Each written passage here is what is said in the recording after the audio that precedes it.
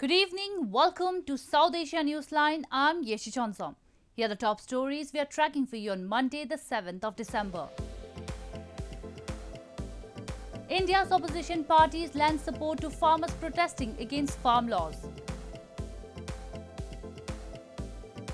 Pakistan's coronavirus positivity rate hits 9.71% as cases continue to rise. And Nepal's Prime Minister Oli skips crucial NCP meeting over differences with co-chair Dahal. And now for all the details.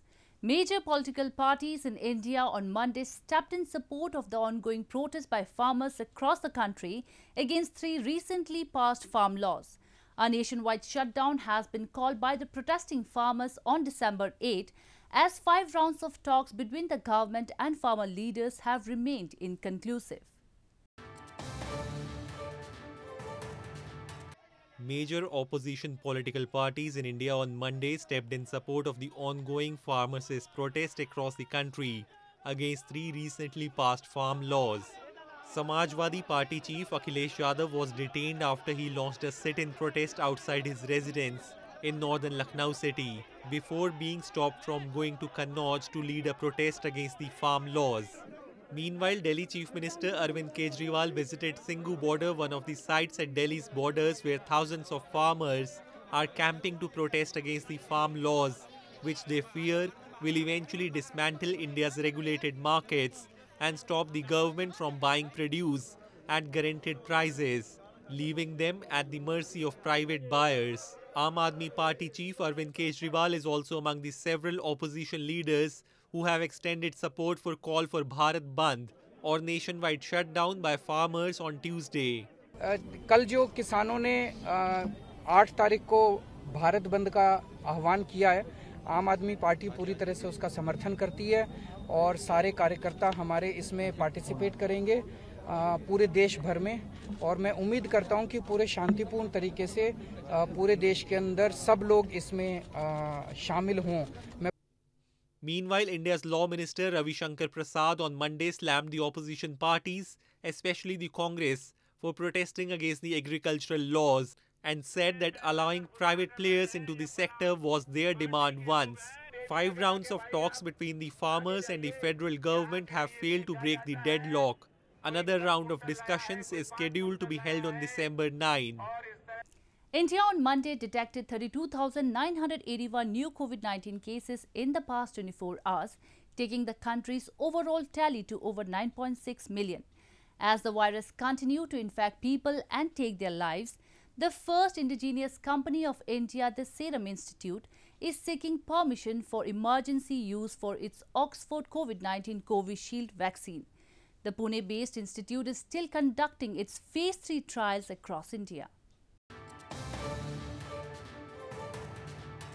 India on Monday recorded 32,981 new COVID-19 cases in the past 24 hours, taking the country's overall tally to over 9.6 million, and with 391 new fatalities, the death toll has mounted to 140,573. Citing unmet medical needs amid the rising infection cases and in the interest of the public at large, Serum Institute of India, the world's largest vaccine producer by volume, has sought emergency use authorization in the country for its Covishield vaccine. Adar Poonawalla, the CEO of Serum Institute, taking to Twitter on Sunday, said, as promised, before the end of 2020, Serum Institute of India has applied for emergency use authorization for the first made-in-India vaccine, Covishield. He asserted this will save countless lives. This comes as Indian Prime Minister Narendra Modi himself has been reviewing the vaccine developmental work and its manufacturing facility at the Serum Institute.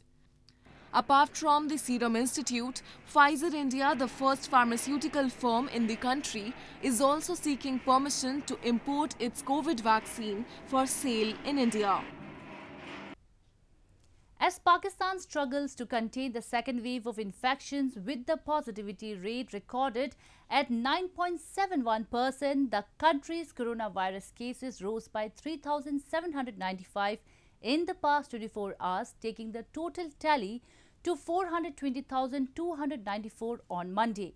With the pandemic getting worse, the government has placed fresh restrictions across the country to prevent the spread of the virus. Pakistan's coronavirus cases rose by 3,795 in the past 24 hours, raising the tally to 420,294, data issued by the National Command and Operations Centre showed on Monday as the country struggles to contain the second wave of infections. For the first time in 5 months, the Pakistan's case positivity rate climbed to 9.7%. The country has a recovery rate of over 84% since the outbreak surfaced in February this year. With the COVID-19 pandemic progressively getting worse in Pakistan, the government has placed fresh restrictions across the country to prevent the spread of the virus during its second wave. However, locals in Karachi city said that curtailing the time will not be effective, but government should make people follow SOPs. हुकूमत को चाहिए उनको बोल दे कि भाई हम आपको free hand है, जितना टाइम आपके पास है आप अपना मास्क लगाएं, बच्चों के साथ अगर निकल रहे हैं ज़रूरी तो मास्क लगाएं। बाकी ये 8 बजे 6 बजे दुकानें बंद कराने से कुछ नहीं होगा मेरे भाई। हाँ, बेहतर ये है कि आप SOP पे फॉलो कराएं, वो बेहतर है। 1% या 2% लोग मास्क पहन के बाहर निकलते हैं, ज़्यादातर लोग जो है ना विदाउट मास्क निकलते हैं। हालांकि हुकूमत जो है उन्होंने मास्क ना पहनने पे भी पाबंदी लगाई हुई है कि मास्क आप पहन के निकलें, अगर मास्क आप नहीं पहनेंगे तो उस पर काफ़ी फ़ाइन भी रखा हुआ है। लेकिन अनसर्टनली यहाँ हम मार्केट के अंदर देखते हैं कि कोई ऐसी अथॉरिटी नहीं है जो उनके ऊपर फ़ाइन कर रही है। अथॉरिटी इस मसले में बहुत पीछे है। अथॉरिटी को मोर ज़्यादा अफेक्टेड होना पड़ेगा और आवाम की सेहत को बचाना पड़ेगा। The federal government also announced that educational institutes will remain closed from November 26 to January 10. At the moment, 4,503 smart lockdowns have been imposed in different areas across the country. Pakistan Muslim League Nawaz Vice President Maryam Nawaz has said Pakistan Democratic Movement is going to make big decisions soon. The remarks came at a time when Pakistan Democratic Movement, a 11-party opposition alliance, has planned a grand rally against Prime Minister Imran Khan's government at Lahore's Minar-e-Pakistan monument on Tuesday.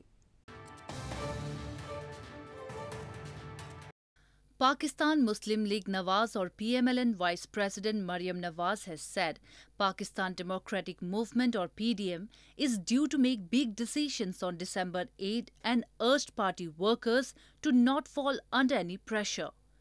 Maryam, while addressing a social media workers' convention in Lahore on Sunday, asserted after December 8 it will be a do-or-die situation. The remarks came at a time when Pakistan Democratic Movement, which is a 11-party opposition alliance, has planned a grand rally against Prime Minister Imran Khan's government at Lahore's Minar-e-Pakistan monument on December 13 and a meeting between the alliance members before the rally is due on December 8. ये भी मैं बता दूं, PDM बहुत बड़े-बड़े फैसले करने जा रही है इंशाल्लाह। 8 तारीख को अब या आर या पार इंशाल्लाह। और ये भी मैं बता दूं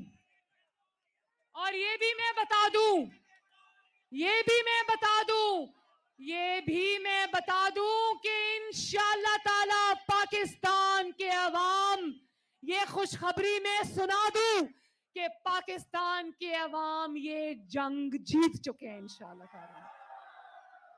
सिर्फ 13 के जलसे में लाहौर में फतह का ऐलान होना बाकी है। Although Pakistan Prime Minister Imran Khan has said that the opposition alliance will not be prevented from holding the December 30 rally, he however vowed that cases will be registered against all organisers and facilitators of the rally as large gatherings are in violation of coronavirus safety protocols. Moving on, Bangladesh and Bhutan have signed a preferential trade agreement to ease further trade barriers between the two neighbouring countries and facilitate an increase in the volume of bilateral trade. Bangladeshi Commerce Minister Tipu Munshi and Lonpo Lokmat Sharma, Bhutanese Economic Affairs Minister, on Sunday signed the agreement on behalf of their respective governments in Dhaka. Bangladeshi Prime Minister Sheikh Hasina and her Bhutanese counterpart Lote Tshering witnessed the event and joined virtually the signing ceremony from Dhaka and Thimphu respectively. Bhutan is the first country to sign PTA with Bangladesh. Under the agreement, Bangladesh will enjoy duty benefit on export of 100 local products and Bhutan will enjoy duty benefit on its 34 products. In news from Nepal, Nepal's Prime Minister KP Sharma Oli, chair of the ruling Nepal Communist Party, on Sunday skipped the party's crucial standing committee meeting amid growing rift with co-chair Pushpa Kamal Dahal. Oli has accused Dahal of working towards the dissolution of the party. Nepal's Prime Minister KP Sharma Oli, one of the chairmen of the ruling Nepal Communist Party or NCP, on Sunday skipped the party's crucial standing committee meeting amid growing rift with co-chair Pushpa Kamal Dahal. In a letter, Oli reiterated his stance that Dahal should unconditionally withdraw his political proposal presented in November, in which he criticized him for failing to properly run both the government and the party. Oli also accused Dahal of working towards the dissolution of the party. The next standing committee meeting has been scheduled for December 13, according to local media reports. Meanwhile, amid the ongoing rift in the ruling party, Nepal's capital city of Kathmandu saw one of the largest pro-monarchy demonstrations this past weekend since the establishment of democracy in 2006. Hundreds of Nepali citizens carried images of Emperor Prithvi Narayan Shah, the founding father of United Nepal, as they raised slogans against Prime Minister KP Sharma Oli-led federal government. And I think when democratic forces don't live up to expectations, both the ruling and opposition parties, then it's inevitable that some alternate force will try to take their place. So that is how I see the revival of this protest. The demonstrators also demanded to declare Nepal as a Hindu state, as opposed to current secular status granted by Constitution of Nepal, enacted in the year 2015. A 25-year-old jeweler based in India's northern Meerut city has earned a place in the Guinness World Records for the most diamonds set in a ring. The floral-shaped ring, called the Marigold, the Ring of Prosperity, is encrusted with 12,638 diamonds.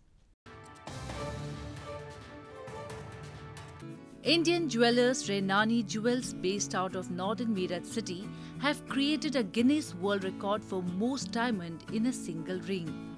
There are a total of 12,638 diamonds on the ring, dubbed as the Marigold, the Ring of Prosperity, and it weighs around 165 grams. Renani Jewels Managing Director Harshit Bansal said that all of the diamonds used on the ring were of the best qualities of diamond used in jewelry worldwide. It took the jewelers 3 years to conceptualize and design the record-making ring. They used 38.08 carat natural diamonds for the ring. आज से 2.5 साल पहले जब मैं jewellery का course कर रहा था सूरत में, तब मेरे दिमाग में एक आइडिया आया कि मुझे एक रिंग बनाना है जिसके अंदर 10,000 प्लस डायमंड्स लगाने हैं एक ही रिंग के अंदर। तो बस तभी से इसके पीछे मैंने कॉन्सेप्ट्स चालू कर दिए। उस टाइम मैं ज्वेलरी डिज़ाइनिंग सीख रहा था, तो बेसिकली मैंने कॉन्सेप्ट्स बनाए, डिज़ाइनिंग की, उसके बाद धीरे धीरे चलता रहा, फैमिली का सपोर्ट मिला और ये काम हो गया। Guinness World Records website said the record was set on November 30. The previous record was set with 7,801 diamonds. Well, that's all we have for you from South Asia this evening. Now our viewers can watch the show on SouthAsiaNewsline.com. You can also visit us on Facebook.com/AsAsiaNewsline and follow us on Twitter @AsAsiaNewsline. That's all in tonight's edition. We will see you same time tomorrow. Good night.